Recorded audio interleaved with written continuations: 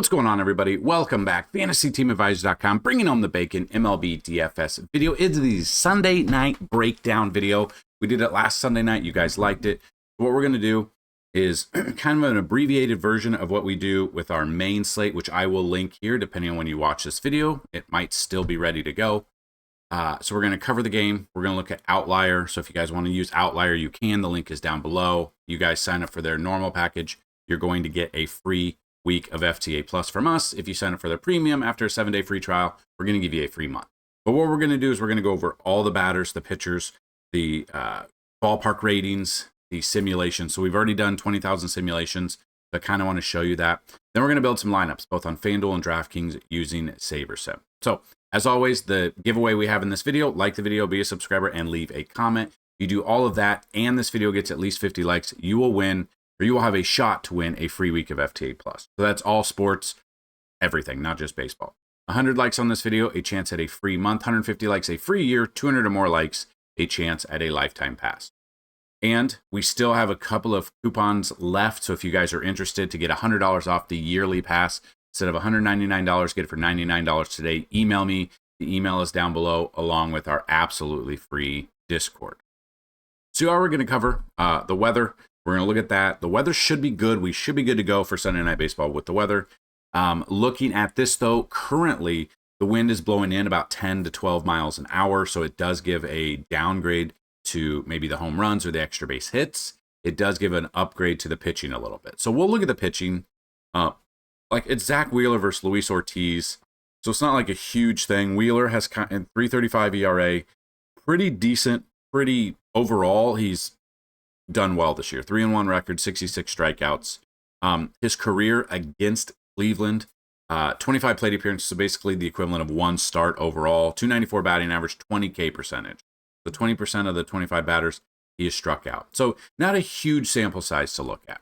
The second one, Luis Ortiz going up against Philly. He has seen them before. 46 plate appearances total, 13K percentage, 190 batting average against them. So whether or not that's an Ortiz start or that's a more of out of the bullpen, just the equivalent of seeing the guys. You can see he's got a 5.30 ERA coming into this game, 5.2 fantasy points his last start against Washington.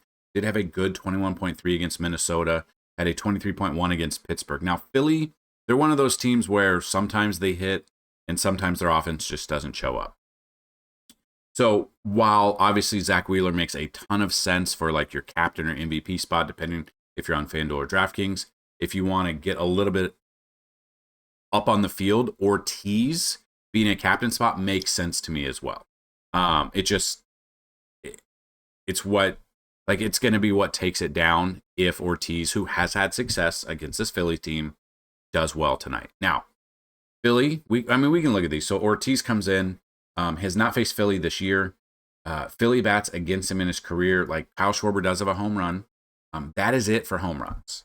If you look at how they've done this year against right-handed pitching, overall, like Real Muto batting 304 with 3 bombs, Bryson Stott 277 with 3 bombs, Kepler 242 with 4 bombs. Like a Kepler type for MVP, it's 10,200. You save 7,800. I mean, you save a ton there. Now, that would obviously be contingent if he starts, but that's kind of the plays that, I mean, you're just going to go down this list and you're going to be like, oh, all these guys are great, but Kepler's all the way down here. Could be sneaky. He's had success against righties this year. In his career against Ortiz, 0 for 1. Like, hey, I mean, he hasn't seen him, and that's basically probably what I would have expected. Ortiz has only given up the 1 home run, but then you can look at like using here. And again, Friday night or Sunday night, depending on when the lineup is kind of posted, it's kind of where you can go. But I mean, green means good. Weston Wilson, I mean, 3 plate appearances. I don't count that. But you got Kepler, 242 batting average with 4 bombs, batting over the league average. But then you see red, like Trey Turner. He doesn't hit righties as well, but he's still batting 299 against right-handed pitching. Like, got to dig in a little bit. Edmundo Sosa batting 318 against righties. He's batting better against lefties. That's still there. And then, you've got your Schwarber, who's very boomer bust. You've got your Alec Boehm, who's kind of boomer bust lately this year as well. Castellanos makes a ton of sense as well. And then if we look at Cleveland bats against Wheeler, no one's hit a home run. Right-handed pitching, though, Cleveland has been hitting right-handers pretty damn good this year. So you're looking at Gabriel Arias, 289 batting average with 3 bombs. So if you look at Arias, 8,700 for your captain spot or MVP spot. Like, he would be cheap, very cheap. Batting 289 with 3 bombs. You got Daniel Schneemann, 308 with 5 bombs. Now, Stephen Kwan, 336 with 4 bombs. So if you look at Kwan, he is up there, but he's just barely up above Real Muto, who has great numbers against righties, and Max Kepler, who has good numbers here as well. So you got to get a little creative when building out there. You know, an Angel Martinez, a Nolan Jones, I probably wouldn't use. Wilson, I'm probably not using. Schneemann, I don't mind. He looks good to go. He's 6,900. I mean, positive fantasy points here if he has a great game here. Like, positive fantasy points all the way back to 423. 284 batting average, 5 bombs. He could be a sneaky pick. You put him in your MVP spot, you're going to be able to afford everybody here. And again, it just depends on what the weather's going to do. So what we're going to do is kind of the same thing. If you can also do prop bets if you want, certain bets, certain over-unders of batters and stuff like that. And we do have all of those. So if I look at, so FantasyTeamAdvisors.com, MLB tab, if you go to our matchup tool, it'll have like the 10 out of 10 rating, which we talk about in the main video a ton. But you can go through, you can pull it off as an Excel, and then you can search it however you want. If you want to split it up by these teams, if you want to look at this. So what I would do is I would go and I would sort it, and I would just take obviously Philly and Cleveland, and then we could look at that batting wise. So with that, like, out of the matchup ratings, the best matchups that we have here, Bryce Harper's got a 6 out of 10. We've got a Kyle Schwarber, 6 out of 10. Stott, 5 out of 10. Trey Turner, 3 out of 10. Stephen Kwan, 5 out of 10. And then you can kind of go back and forth. So early simulations, think Bryce Harper, Bryson Stott, Trey Turner, Kyle Schwarber, and J-Ram are the top 5 bats here. So you could use that, and then you can take all of our information. You go to the website, you go down here, you can go to our simulations, or you could go to our projections. So with our projections, that is kind of where they're right here. You pull them, you save them as CSV, you can upload them into SaberSim, which we're going to use here, and we're going to kind of build. So obviously Wheeler, I want to put him at 29 just to get a little bit up. Luis Ortiz, with the wind blowing in, I kind of want to bump that up to 18 because I want that algorithm to kind of know that I'm looking at that. So I'm going to put Schwarber. I'm going to put him up at 15. I'm going to bump Harper up. I'm going to bump Schwarber to 14. I'm going to bump Bryson Stott to 14 as well.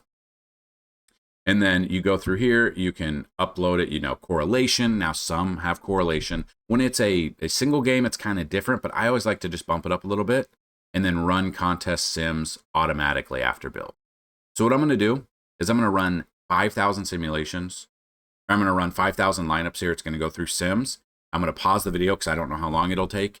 And then I will be right back. We'll look at it, and then we'll kind of build a couple of those lineups. So I will be right back. It'll be 5 seconds or it'll be 1 second for you, but it could be 5 minutes for me. Okay, so what I did is I ran 5,000 lineups. It went through simulations. It went through everything there. And as you can see, like, Philly's at 4.7 implied team total. And Cleveland's all the way down at 3.5. So in theory, everyone's going to be on Philly. They're going to build a Philly stack, which could make sense. But just in case it doesn't happen, and even what I said, it went with a full Guardian stack here with 1 Bryce Harper, so 1 Philly. It put Luis Ortiz at the captain spot, which I kind of talked about that. So what I was saying kind of went through. Now, again, this is a tournament only. We build tournament onlys, but a lineup of like Luis Ortiz, J-Ram, Stephen Kwan, Angel Martinez, Bryce Harper for Philly, and then Bo Naylor make a ton of sense. So after 10,000 or the 5,000 lineups and it going through and rebuilding and tweaking a little bit, you can see the ownership, the player pool. The highest owned player, Zach Wheeler, whether or not that is in a the captain spot, that's your captain. So then you can also go utility and you can check it out. So the biggest captain was Zach Wheeler, followed by Luis Ortiz, Bryce Harper, Bryson Stott, Kyle Schwarber, and Nick Castellanos. You want exposure over the field, Luis Ortiz makes sense. So that's where I'd look at for a lineup-wise with Ortiz. So that's one lineup you guys can look at, Luis Ortiz down there. Another one is we kind of have the same lineup. We put in Schneemann, which I really like. I do like Schneemann here. If he's a cheaper option, you got Manzardo, you got Steven Kwan, J-Ram, Luis Ortiz at the top, and then Real Muto for your Philly because he has great numbers there against right-handed pitching as long as he starts. And then the third one, kind of the same thing. You do have a full Cleveland stack again. You got Ortiz at the top. You got Steven Kwan, Schneemann, Nolan Jones, Gabriel Arias, and then you've got your second pitcher. So it could be a pitcher's park with the weather blowing in. As long as the weather doesn't change, obviously that makes sense. So Wheeler coming in there, easy for Philly. And then if you do want like a Zach Wheeler, you can sort it out there. You can put a Zach Wheeler, Bryson Stott. You do. So here's the thing, and this is kind of what we talked about last week, removing the bullpen guys, like Cade Smith.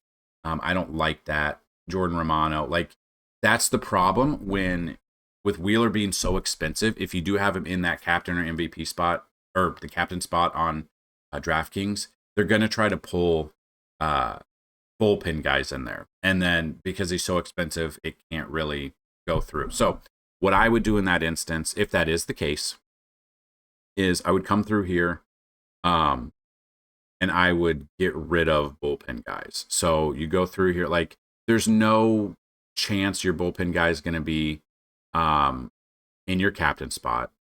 Okay. Shouldn't be. Even if they come in, why are you adding it back?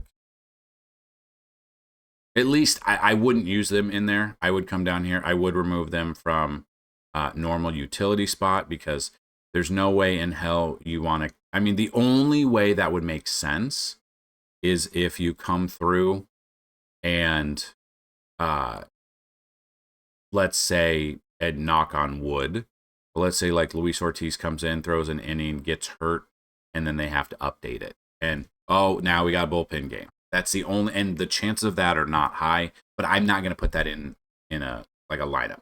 So what I'm going to do is I'm going to pause this video again. I'm going to reapply all of that and then rebuild the lineups to see what comes through when we don't want any bullpen guys in our normal utility spot. Okay, so I reran it. I took the relief pitchers out.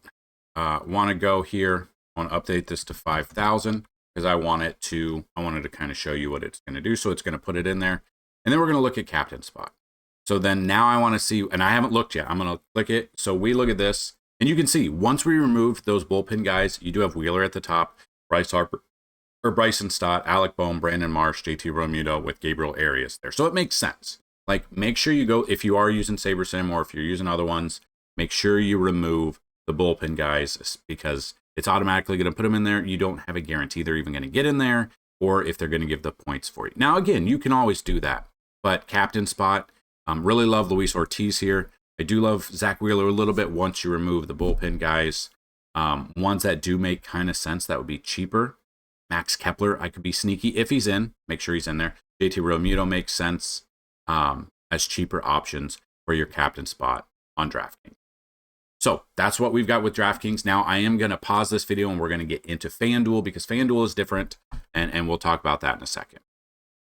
Okay, so the big difference with FanDuel and DraftKings, FanDuel doesn't have pitching. So you can go a couple of different directions here. You don't have to worry about the pitching. And this is the only problem because even though like the weather might not be good and it might be a pitcher's duel, you still got to find those plays that aren't pitchers. Now, my problem, that's why I don't really like FanDuel in the sense if I'm playing a single game because just the differences. But again, it's a different strategy. So it's obviously right off the bat, like in Bryce Harper, Kyle Schwarber, Bryson Stott, Trey Turner. So it's really liking the big names for Philly. But if we go in and we go down, let's say Steven Kwan for your MVP.